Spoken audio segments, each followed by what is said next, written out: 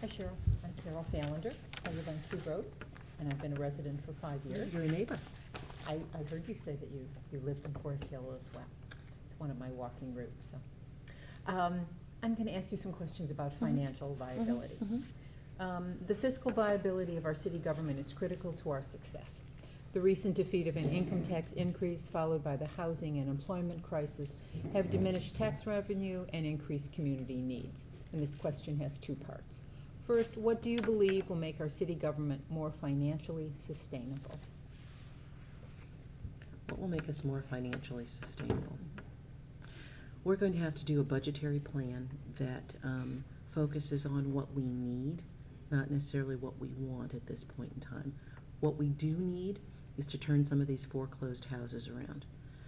There are currently 44,000 properties that have gone through the foreclosure process, either tax foreclosure or a lending form of foreclosure in Cuyahoga County over the last 3.5 years.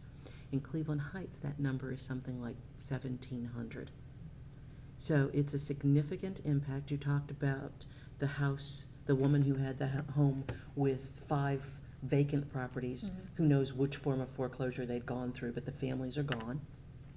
The county treasurer has indicated that for each property that's been vacant and unoccupied for more than 6 months, there's typically an $11,000 impact on the value of adjacent homes. So if you can step outside your front door and see in any direction without moving very much a vacant house, that diminishes the value of your home. And there's documentation for it. So it's things that we've got to do with whatever resources we have left is find a way to intercede in the negative effect that foreclosed and vacant and abandoned properties have on this community, both the residential and the commercial. We need to find ways to attract more businesses that are healthy into the community to occupy the vacant storefronts, and we must find ways to recycle vacant homes, or if they're not recyclable, demolish them and start all over again, or split the lots and have neighbors with larger parcels of land. There are mechanisms to support those. I know that the city recently passed legislation to create a land bank. That is an excellent thing, although the state statutes that they undertook the land bank only allowed them to take vacant properties.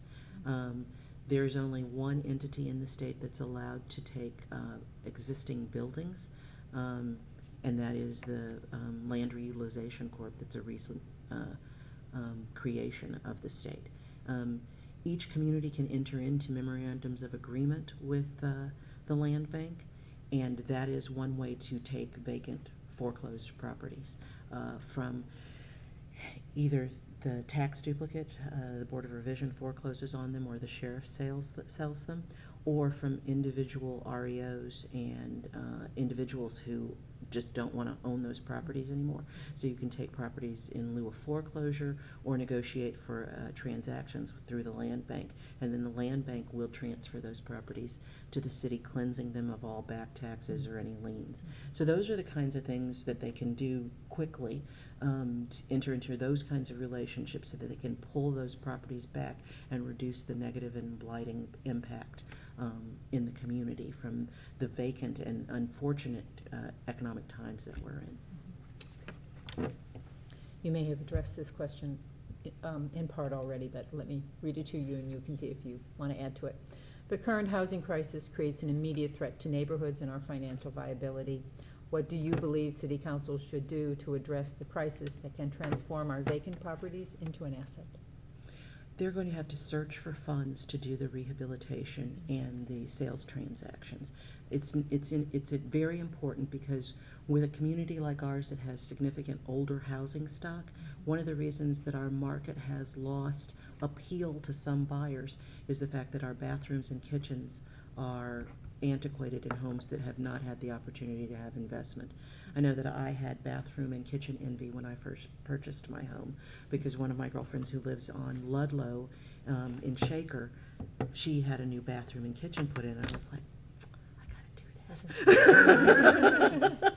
But it's not only, this accessory envy, those are the things that appeal to new buyers.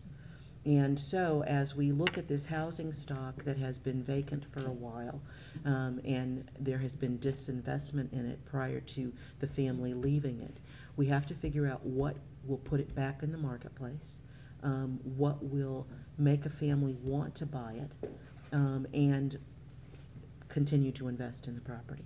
So that's the simplest answer. There are a whole series of answers about how you provide the right financing for families, how you give them the proper counseling so that they know what a responsible homeowner does and how to manage those things, because renting is different from owning. There are a series of those kinds of challenges. Programming must be established that takes a look at everything from the first thought about homeownership to giving guidance on how to do improvements that comply with the code in this city, because we do have exterior cyclical inspections by law and point of sale inspections. So it's important for families to understand that over time, if you at least continue to invest in the exterior of your home, you will have minimized the investment you have to make if there's some unforeseen circumstance, or it's time for you to move, downsize, and you're an empty nester, to a smaller home. Those kinds of things. We have to have a cycle of service that can provide people with information and guidance at each step in the life cycle of an individual home, or some type of commercial property as well.